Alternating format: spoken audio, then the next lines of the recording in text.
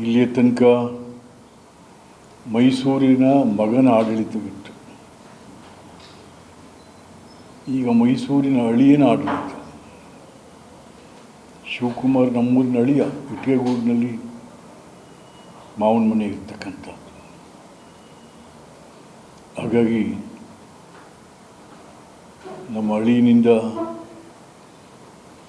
ಮೈಸೂರು ನಗರ ಜಿಲ್ಲೆಗೆ ಒಳ್ಳೆಯದಾಗುತ್ತೆ ಅಂತಕ್ಕಂಥ ಭರವಸೆ ಭಾವನೆಗಳು ನಮ್ಮಲ್ಲಿದ್ದಾವೆ. ಒಂದು ನಾವೆಲ್ಲ ಮೆಚ್ಚೋದು ಅಂತಂದರೆ,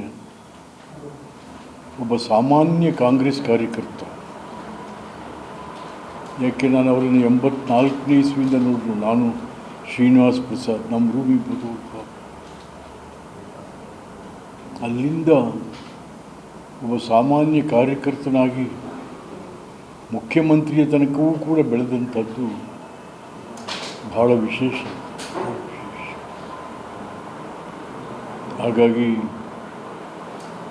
ಕಾಂಗ್ರೆಸ್ ಕಾರ್ಯಕರ್ತರ ದುಃಖ ದುಮ್ಮಾನಗಳನ್ನು ಕೂಡ ಅರ್ಥೈಸ್ತಕ್ಕಂಥ, ಅದ್ರ ಜೊತೆಗೆ ಆಡಳಿತವನ್ನು ಕೂಡ ಅರ್ಥೈಸ್ತಕ್ಕಂಥ ಸ್ನೇಹಿತ